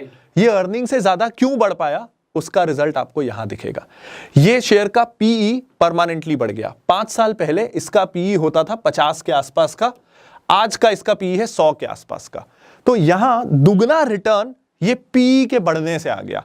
अर्निंग्स तो मॉडरेट ही थी, 15 से 20% की रिटर्न्स अच्छे हैं लेकिन एक्सेप्शनल नहीं है। रिटर्न्स एक्सेप्शनल है, 5 साल में 4 गुना शेयर बढ़ जाए एक्सेप्शनल है, वो इससे आया। तो हमको ना जब हम शेयर पिक कर रहे हैं तो हमको बाकी सारी चीजों का तो ध्यान रखना ही है कि ग्रोथ है, फंडामेंटल्स अच्छे हैं, बैलेंस शीट अच्छा है, लेकिन एक चीज का और भी ध्यान रखना है, क्या यहां से मार्केट इसको एक्स्ट्रा ऑर्डिनरीली रिवॉर्ड कर सकता है? क्या इस कंपनी में कुछ ऐसा है कि इसका पी एक्सपांशन हो सके? अब एक कोई बिगिनर है ना, तो उसके लिए ये सोचना बहुत मुश्किल हो जाता है कि पी एक्सपांशन हो पाएगा कि नहीं। और मेरी कंपनी चलो अच्छा कर रही है, आज तो आपने पीछे देख के बता दिया, हाइंडसाइट में तो सब आसान है, मेरे को इन्वेस्ट फ्यूचर में करना है, मैं फ्यूचर में ऐसी कंपनी कैसे चुनूं जिसका पी एक्सपांशन हो पाएगा? तो इसका मैं आपको एक एग्जांपल देता हूं पीयर्स वाले सेक्शन से। अब अगर मैं यहां पे हूं और ये इस कंपनी के पीयर्स हैं, तो मुझे ना एक चीज पूछनी है कि चलो ये फुटवेयर बनाती है, इस सेक्टर में बाकी कंपनियों का पीई क्या है? यहां आपको दिख रहा है। अब यहां मुझे दिख रहा है कि रिलैक्सो को ना मार्केट ऑलरेडी बेस्ट मान चुका है, यहां से पीई एक्सपांशन इस इंडस्ट्री पे होना मुश्किल है, ये 500 की पीई पे नहीं होगा। लेकिन अगर मान लो आप कोई और कंपनी को एनालाइज कर रहे हो, मिर्जा को कर रहे हो, लिबर्टी को कर रहे हो, और आपको ये लगता है, मैंने इन कंपनियों को नहीं किया एनालाइज, आपको ये लगता है ना कि ये कंपनी में सब कुछ सही जा रहा है लेकिन मार्केट इसको रिकॉग्नाइज नहीं कर रहा है, जिस दिन पहचानेगा तो ये अगली रिलैक्सो हो सकती है। इस समय अगर आप इस कंपनी को पकड़ते हो तो सच में आपको अर्निंग्स ग्रोथ तो मिलेगी क्योंकि आपको लगता है कंपनी अच्छी है, लेकिन यहां से आपको 3 गुना पीई एक्सपांशन भी मिल सकता है क्योंकि इस इंडस्ट्री में मार्केट लीडर को ये पीई मिलता है। तो आप सही अगर होगे तो आपको अर्निंग्स ग्रोथ वाला बेनिफिट तो मिल ही रहा है, पी वाला बेनिफिट भी मिलेगा। यहां आप सही भी हो तो सिर्फ अर्निंग्स, अब आपका रिलैक्सो का प्राइस तभी बढ़ेगा जब कंपनी अर्निंग्स बढ़ाती रहेगी। और मुझे ऐसा लगता है कि टेस्ला का जो बढ़ा है शेयर प्राइस, वो भी इसीलिए बढ़ा है कि मार्केट ने उसे ज्यादा पी ही दिया है। इनफैक्ट अगर मैं अदानी ग्रुप की बात करूं जो इतनी तेजी से आगे भागा है, तो शायद मार्केट ज्यादा पी उसे ऑफर कर रहा है, इसलिए उसके शेयर्स भाग रहे हैं। ओ बिल्कुल, जब भी एक्स्ट्रा ऑर्डिनरी रिटर्न्स मिल रहे हैं वो इसीलिए मिल रहे हैं कि उस स्टॉक की डिस्कवरेबिलिटी आपके लेने के बाद हुई है, तभी आपको एडिशनल रिटर्न्स मिल रहे हैं, वरना मॉडरेट रिटर्न्स मिलेंगे। एब्सोल्युटली। आगे बढ़ सकते हैं सर। अब ना सर एक बड़ी इंटरेस्टिंग चीज है, जब भी किसी को शेयर चुनना होता है सही, तो एक तो वैल्यूएशन करना ज्यादा आता नहीं, एक तरीका हमने अभी बताया कि सिर्फ मार्जिन पे ध्यान नहीं देना, लेकिन एक सिंपलिस्टिक तरीका हो जिसमें ना अकाउंट्स मैथमेटिक्स की रिक्वायरमेंट ना हो और हम कॉन्फिडेंटली सोच सकें कि हम जो खरीद रहे हैं वो सही खरीद रहे हैं, हम ज्यादा भाव नहीं दे रहे। तो ऐसा कोई तरीका कहां से आ सकता है? किसी ऐसी चीज से जो हम डेली लाइफ में रोज अप्लाई करते हैं। जैसे हम रोज सब्जी खरीदते हैं, हम फल खरीदते हैं, हम कभी कपड़े खरीदते हैं, तो हम जिस तरीके से खरीदारी करते हैं, आज ना मैं बताता हूं कि शेयर मार्केट में वैसे कैसे खरीदारी की जाती है। तो इसको मैं कहता हूं शॉपिंग कार्ट, तो इसको मैं कहता हूं कि शॉपिंग कार्ट अप्रोच। अब मैं बताता हूं ये कैसा होता है, बड़ा इंटरेस्टिंग है, बहुत सिंपल है, और इसके बाद ना आप स्टॉक्स कॉन्फिडेंटली खरीद पाएंगे। अब यहां हम देख रहे हैं कि ये जो मार्केट कैप है ना, ये है 70,000 करोड़ के आसपास। अब इसका मतलब है कि अगर इस कंपनी के आपको सारे के सारे शेयर्स खरीद लेने, आपको इस कंपनी का ओनर बनना है, तो ये कंपनी पूरी आपको 70,000 करोड़ में मिलने वाली है। ये मैं सिर्फ एग्जांपल के लिए दे रहा हूं। इस केस में कई बार एंटरप्राइज वैल्यू भी लेना होता है, क्योंकि एंटरप्राइज वैल्यू में क्या होता है, अगर कंपनी पे कोई कर्जा है तो वो कर्जा भी ऐड हो जाता है, तो पता चल जाता है रियल वैल्यू कितनी है। जैसे हो सकता है कंपनी के पास 30,000 करोड़ का कर्जा होता, तो 70,000 में तो मुझे शेयर्स मिल रहे हैं, प्लस 30,000 का जो बैंक लोन है वो भी मुझे पटाना है, तो एंटरप्राइज वैल्यू में वो दिखता है। इस केस में दोनों सिमिलर हैं, तो अपन इसी को लेके चलते हैं। और वैसे भी कुछ यहाँ पे लोगों को एक डाउट हो सकता है कि ये थोड़ा कम क्यों है एंटरप्राइज वैल्यू, क्योंकि हो सकता है इसके ऊपर थोड़ा सा कैश इसके पास कैश है, तो अगर कम हो गई एंटरप्राइज वैल्यू। राइट, तो अगर मैं यहां पे ये मान रहा हूं कि अगर मैं इस कंपनी को ले रहा हूं 70,000 करोड़ पे, तो इसके बैंक में 200 करोड़ का कैश है जो भी मुझे मिल जाने वाला है। लेकिन इस केस में क्योंकि सिमिलर है तो हम मार्केट कैप लेंगे, और कई कंपनियों में जैसे बैंक्स वगैरह हैं जहां पे फाइनेंस का काम होता है, वहां एंटरप्राइज वैल्यू को नहीं लिया जाता, क्योंकि उनका तो काम ही कैश लेना और डेट देना है। लेकिन मार्केट कैप हर कंपनी के लिए वैलिड है, इसलिए आज हम समझने के लिए मार्केट कैप लेंगे। जब हम बैंकिंग या फाइनेंस कंपनी को एक्सप्लेन कर रहे हैं तो हम ये नहीं ले सकते इस कारण से। एक चीज मैं यहाँ पे ऐड करना चाहूंगा सर, बट क्योंकि हम आगे निकल जाएंगे, यहाँ पे आप अगर प्राइस टू अर्निंग रेशियो देखें 682 का है, तो कोई भी आदमी को एकदम से आप बोल दोगे कोई कंपनी का नाम मत बताओ और बोलो 682 का, पागल हो गया है क्या? बट यहाँ पे एक चीज इंपॉर्टेंट होती है, ये कम कैसे होगा? ये कम तब हो सकता है जब कंपनी अपना अर्निंग पर शेयर बढ़ा दे। तो अगर उसकी कल को अर्निंग बढ़ जाती है तो ये कम हो सकता है। और आज मार्केट, स्टॉक मार्केट हमेशा फ्यूचर ड्रिवन होती है, लोगों को लग रहा है फ्यूचर में अर्निंग का बहुत बढ़िया जाएगा, इसीलिए ये कंपनी अच्छा आपको दिख रहा है कि इसका प्राइस टू अर्निंग रेशियो ज्यादा है। सर ये ना आपने बहुत अच्छा पॉइंट बोला। एक और केस में होता है, हमको ना क्या सिखाया गया है कि हाई पी मतलब मार्केट को ये कंपनी अच्छी लग रही है, जो हमेशा सही नहीं है। क्योंकि क्या होता है, मान लीजिए ये कंपनी लॉस में, ये जीरो कमा रही है, तो ये पी कुछ होगा ही नहीं, ये जीरो हो जाएगा। अब ये कंपनी 5 साल से लॉस में थी और हमको दिख रहा था कि जीरो है पी, तो क्योंकि पी जीरो था तो हम पी से इसको वैल्यू ही नहीं कर रहे थे, हम इसकी रेवेन्यू ग्रोथ देख रहे थे, हम इसके ये देख रहे थे कि पर यूजर ट्रांजैक्शन कितना है, दूसरे मैट्रिक्स देख रहे थे। अब पहला एक साल आया जिसमें लॉस हटा के इसको 1000 करोड़ का लॉस था और अगले साल इसने 10 करोड़ का प्रॉफिट कर लिया। अब ना पी दिखने लग जाएगा क्योंकि अर्निंग हो गई और वो पी खूब हाई दिखेगा, बहुत ज्यादा हाई होगा, और हमको लगेगा अरे मार्केट को ये कंपनी बहुत पसंद है, 800 का पी है। वो ऐसा है नहीं, मार्केट इस कंपनी को पी से वैल्यू ही नहीं कर रहा क्योंकि कुछ महीनों पहले तक इसका पी था ही नहीं। राइट। मार्केट इसको किसी और चीज से वैल्यू कर रहा है। तो इस सेगमेंट में बेसिकली कंपनीज प्रॉफिट मेकिंग है ही नहीं, और ये अगर थोड़ा बहुत प्रॉफिट कमा रही है तो उसका पी बहुत ज्यादा दिख रहा है। लेकिन इन कंपनीज को तो पी से वैल्यू किया ही नहीं जाता। कैसे किया जाता है अब अपन उस पर पहुंचते हैं। तो अब मैं आपको बताता हूं कि इन कंपनियों को कैसे वैल्यू किया जाता है। बड़ा ही इंटरेस्टिंग और सिंपल है, शॉपिंग कार्ट अप्रोच। ये कंपनी अगर आपको पूरी खरीदनी है तो ये आपको मिल रही है 70,000 करोड़ में। अब हम जमीन कैसे खरीदते हैं, वो जमीन है 50 लाख की, वो है 60 लाख की, उसकी लोकेलिटी अच्छी नहीं है, एक दूसरे से कंपेयर करके हम हर चीज शर्ट कंपैरिजन करके खरीदते हैं। इसकी क्वालिटी तो ये 1000 के लायक है, इसकी क्वालिटी 2000, हम हर चीज को कंपेयर करते हैं क्वालिटी वाइज और फिर दिमाग हमारा भाव अपने आप बता देता है। अब पूरा नायका, आप सबको पता है नायका करता क्या है, आपको मिल रही है 70,000 करोड़ में। चलो आपकी जेब में 70,000 करोड़ रुपए मान लेते हैं, काश हो भी। उस 70,000 करोड़ से आप इस बाजार में, अब शेयर बाजार एक बाजार है, 5,000 कंपनियां बिकने को रेडी है, सब बिकाऊ है, आप क्या खरीदोगे? तो चलो 70,000 करोड़ में मैं आपको बताता हूं आप क्या खरीद सकते हो। या तो आप नायका खरीदोगे या आप 70,000 करोड़ में से 10,000 करोड़ दे दो और पूरा बॉम्बे स्टॉक एक्सचेंज आपका हुआ। अभी भी 60,000 करोड़ रुपए बचे हैं। अब आप जाओ और CDSL भी खरीद लो, ये 13,000 करोड़ रुपए, तो अभी भी आपके पास 47-48,000 करोड़ रुपए बचे हैं। ये तो बढ़िया शॉपिंग चल रही है। ये बैंक को ले लो, ये तो 2,000 करोड़ का है, अभी भी 45,000 करोड़ रुपए बचे हैं। अरे पैसे खत्म ही नहीं हो रहे। ये 11,000 करोड़ में आप कैम्स भी ले लो, अभी भी 34,000 करोड़ रुपीस बचे हैं। अब क्या खरीदूं, मेरे पास तो कंपनियां खत्म हो गई। तो सोचो, अभी मैं सिर्फ इतनी बात कर लूं कि या तो आप नायका ले लो या पूरा Bombay stock exchange plus DCB plus camps plus CDSL और आधे पैसे घर भी ले जाओ। तो उस 34,000 करोड़ में अभी सिर्फ मैं अंदाजे के लिए आपको बता दूं, पूरा वंडरला आ जाएगा, पूरा महिंद्रा हॉलीडेज आ जाएगा, कितनी सारी FMCG कंपनियां आ जाएंगी, पता नहीं आप क्या क्या खरीद पाओगे। और अब कोई एक्सेल शीट की जरूरत नहीं है, कोई वैल्यूएशन करने की जरूरत नहीं है, आपके दिमाग ने आपको आंसर दे दिया है कि सही डिसीजन क्या है। बताना जी कमेंट्स में क्या सही डिसीजन है आपके हिसाब से। तो ये इतना सिंपल हो सकता है। इसलिए ये मतलब जब भी ना कोई फाइनेंस पे वीडियोस बनाता है या फाइनेंस पे कोर्स के, तो उससे एक्सपेक्टेशन होती है कि ये कॉम्प्लेक्स एक्सेल कैलकुलेशन करता होगा। अगर एक्सेल की जरूरत पड़ रही है मतलब वो बार्गेन है ही नहीं। अगर iPhone 13 मुझे 20,000 में मिले तो मैं एक्सेल में वेरीफाई नहीं करूंगा कि सस्ता है। तो मार्केट में तो मुझे हाई बार्गेन्स चाहिए और वो इस शॉपिंग कार्ट अप्रोच से आपको मिल पाती हैं। तो अभी तक ना हमने जाना कि स्टॉक्स पिक कैसे करना है, कैसे सही स्टॉक्स ढूंढना है। अब ना इसके आगे एक प्रॉब्लम और आती है।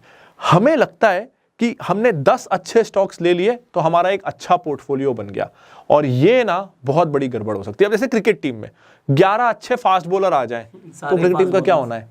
11 रन कौन बनाएगा? 11 बैट्समैन आ गए तो विकेट कौन लेगा? वो 11 के 11 इंडिविजुअली बहुत अच्छे खिलाड़ी हो सकते हैं, लेकिन वो टीम का हिस्सा बनने के लायक नहीं है, वो टीम के लिए सही नहीं है, टीम तो हारेगी 11 बेस्ट लोग होने के बावजूद।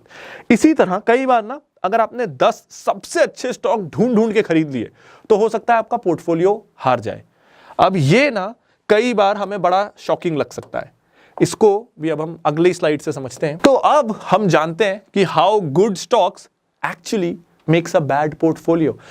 इसको ना हम बैंक्स के एग्जाम्पल से समझते हैं। मान लो आपको बैंकिंग स्टॉक्स पसंद है और आपने अपनी पोर्टफोलियो में ले लिया HDFC बैंक भी और कोटक महिंद्रा बैंक भी। अब दोनों बैंक्स किस चीज के लिए जाने जाते हैं?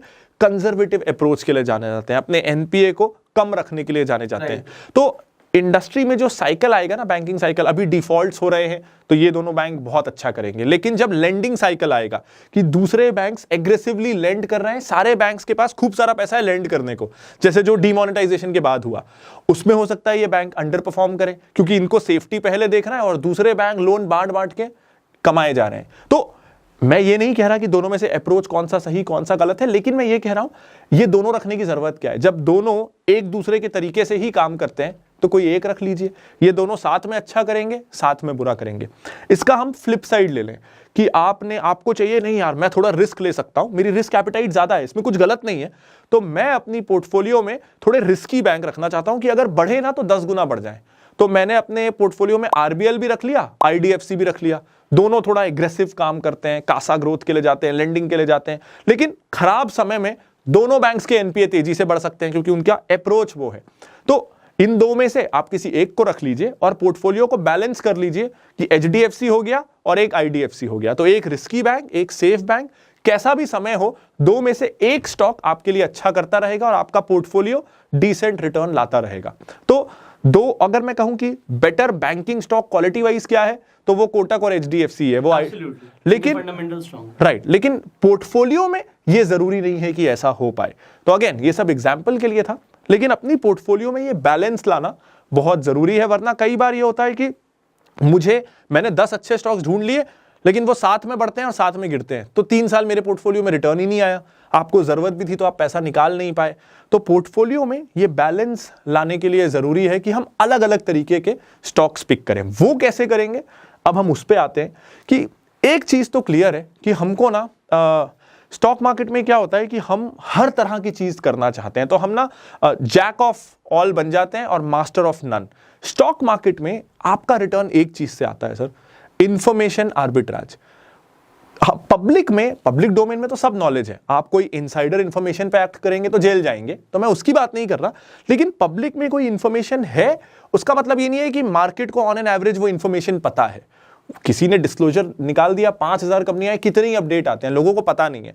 आपको उस सेक्टर या उस कंपनी की तरफ टिके रहना है जिसके बारे में आप जानते हैं। जैसे मैं एक एग्जांपल दूं, जैसे अभी मैं होटल इंडस्ट्रीज पढ़ रहा हूं, टोटल लिस्टेड कंपनियां ही 8 हैं, 7-8 कंपनियां हैं। अब अगर उन 7-8 कंपनियों के बारे में मैं उन पे बुक्स पढ़ लूं, आर्टिकल्स पढ़ लूं, इंटरव्यू देख लूं, उनके डिस्क्लोजर्स देख लूं, तो एक साल में, ये कोई रॉकेट साइंस तो है नहीं, एक साल में अगर उन 8 कंपनियों को पढ़ूंगा तो उस इंडस्ट्री को मैं सीख जाऊंगा क्या होता है, और उस इंडस्ट्री को मैं प्ले करने की हालत में रहूंगा कि इसमें कौन सी कंपनियां कब अच्छा करने वाली है। साइकिल्स पता लग जाएंगे क्योंकि मेरा फोकस बहुत नैरो है, मैं भटक नहीं रहा हूं। तो एक साल में मैंने एक इंडस्ट्री कवर की, 3 साल में अगर मैं ऐसे 3-4 इंडस्ट्रीज को कवर कर लेता हूं तो मेरे पास एक 50 से 100 कंपनियों का बास्केट हो जाएगा, डिपेंडिंग कि आपने कौन सी इंडस्ट्री पिक की। अगर 50-100 कंपनियों का बास्केट है आपके पास, जिन इंडस्ट्रीज के बारे में आप हमेशा मार्केट से ऑन एन एवरेज ज्यादा जानते हैं, तो उसमें आपको 10-15 कंपनियां अपने आप राइट टाइम पे मिलती रहेंगी, आपका दिमाग अपने आप बताता रहेगा अभी इसमें लगा, और मार्केट की 4900 कंपनियों में क्या हो रहा है आपको चिंता ही नहीं करना, टाइम ही नहीं देना। आप तो अपने 100 कंपनी से अपना 20-25% का रिटर्न भी ला सकते हो, लाते रह रहे हो, और आपको दुनियादारी की चिंता ही नहीं। वरना क्या होता है, अगर हमारा पांव हर जगह है ना, कहीं भी कोई बैड न्यूज आए तो सबसे पहले हम अफेक्ट होते हैं। मेरे पास बैंक है, उसमें ये प्रॉब्लम आ गया, मेरे पास इरिगेशन कंपनी है, उसमें कुछ प्रॉब्लम आ गया, मैं दुनिया भर की प्रॉब्लम अपने सर पे क्यों लूं? मेरे को मेरे 4 सेक्टर से मतलब है, दुनिया से मतलब ही नहीं है। तो इट मेक्स इन्वेस्टिंग सिंपल और आपका पोर्टफोलियो अच्छा बन जाएगा। पीस ऑफ माइंड भी मिलता है इससे, बहुत पीस ऑफ माइंड। मतलब एक वो होता है ना, रिटर्न ऑन टाइम इन्वेस्टेड, इसको आप मैक्सिमाइज कर लोगे क्योंकि आप अपना टाइम बाकी चिंता करके वेस्ट नहीं कर रहे हो। आपको चिंता 4 ही इंडस्ट्री की है, 50 ही कंपनी की है, इधर उधर से मतलब ही नहीं, तो स्ट्रेस फ्री रहेंगे और return on time invested maximum. कमाल सर। अब सर ये भी हो गया कि हमने पोर्टफोलियो भी बना दिया। अब एक लास्ट फैक्टर आता है, कुछ ना 2-3 मैं माइंडसेट के पॉइंट्स डिस्कस करना चाहूंगा अगर आप इजाजत दें तो। और मतलब अभी तक मुझे लगता है कि लोग यही बोल रहे होंगे कि सिखाते जाओ, क्योंकि वैल्यू इतना मिल रहा है ना, मतलब एक ही वीडियो से उन्हें 100 वीडियो देखने की जरूरत नहीं पड़ेगी अब। जी सर, एक वीडियो में मतलब मुझे लग रहा है कि अगर आप लोगों को कुछ नहीं भी समझ आया, आप इसी वीडियो को बार बार देखिएगा। लेकिन अगर सर आप ऐसा कर लोगे तो मेरा वीडियो क्यों देखेंगे लोग? आप ही का तो देख रहे हैं। जी सर, तो आपके सामने मैं हमेशा ही, मेरे पास कोई जवाब बचता नहीं है सर। नहीं, सच्चाई है, सच्चाई है सर। सो अब हम माइंडसेट की तरफ आते हैं। जब ये सब हो जाता है ना सर, क्योंकि अभी तक जो मैंने बताया ना वो समय की बात है। जब कोई आता है मार्केट में तो उसको कुछ नहीं आता है, वो 1 साल 2 साल लगाए तो अभी तक जो मैंने बताया वो सीख जाता है। Right. वो हर कोई सीख जाता है। लेकिन जैसे हम क्रिकेट में बात करते हैं सर, कि अगर कोई रणजी भी खेल गया ना तो उसमें कोई बहुत बड़ा टेक्निकल फ्लॉ नहीं हो सकता। वो रणजी पहुंच गया मतलब उसको क्रिकेट के बेसिक्स तो आते हैं, बल्ले से बॉल मारना उसको आता है और उसकी टेक्निक सॉर्टेड है।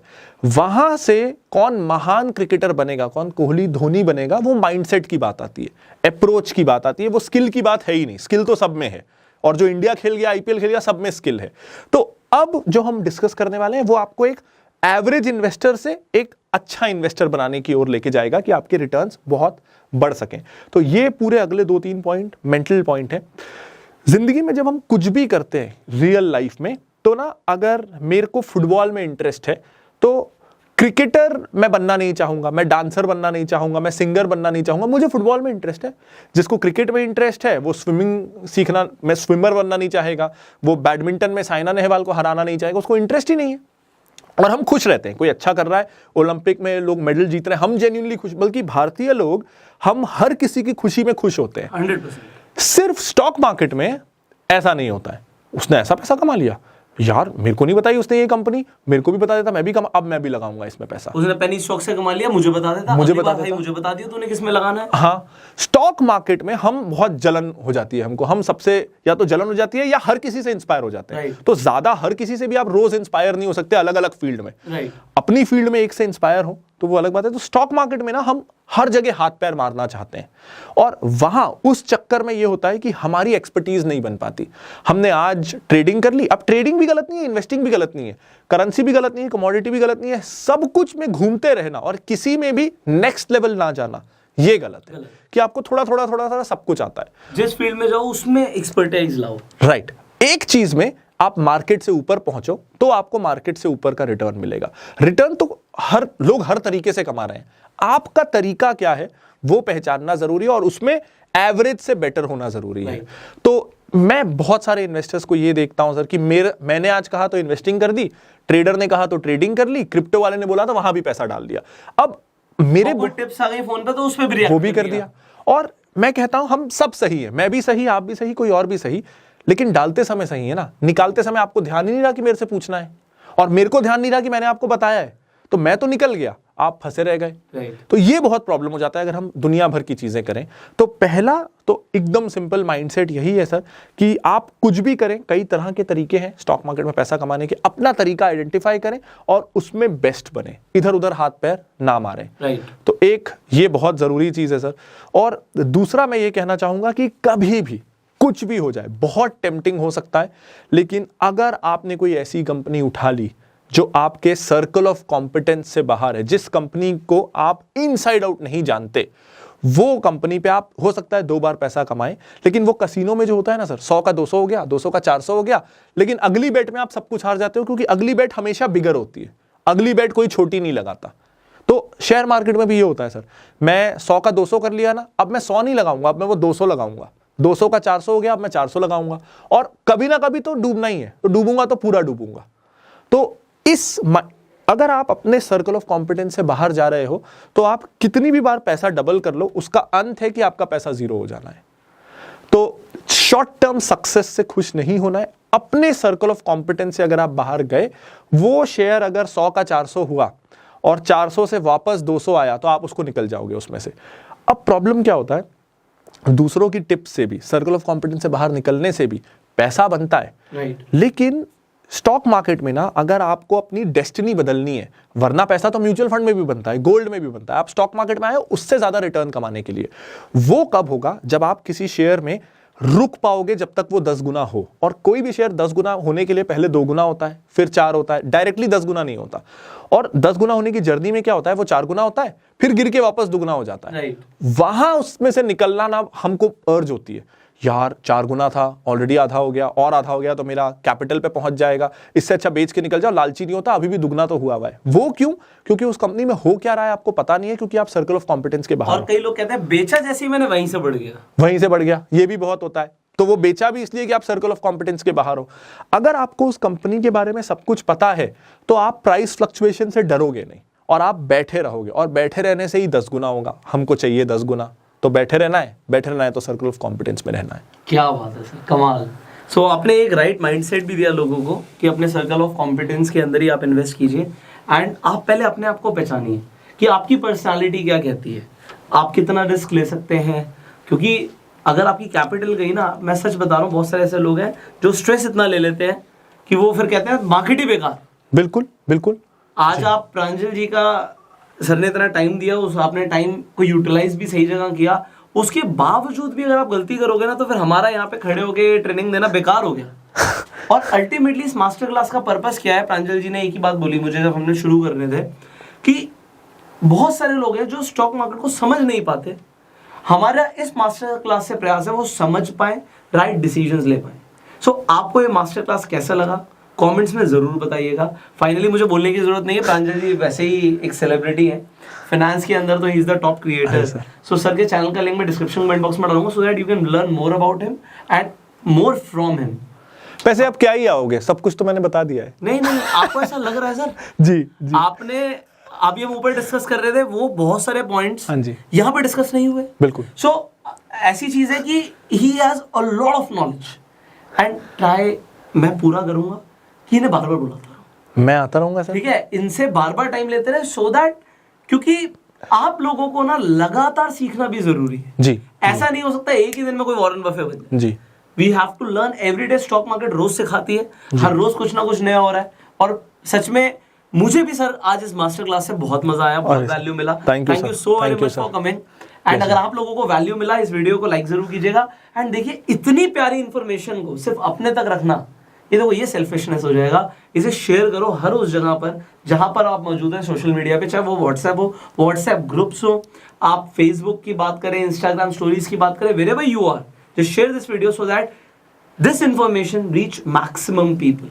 लोग स्टॉक मार्केट सीखना चाहते हैं and he is one of the finest trainers in the field of finance and stock market. So I hope you have learned a lot from Mr. Pranjal Kamra. And sir, thank you so much again. Pleasure sir, pleasure. And मैं आपका time लेता रहूंगा। हाँ जी sir, मैं खुशी मेरी audience कितनी खुश है और उनके कितने सवाल आएंगे अभी, वो कमेंट्स से जो आएंगे वो मैं लिख लूंगा so that I can ask you next time. हाँ जी sir. So thank you so very much everybody. We'll see you in the next video.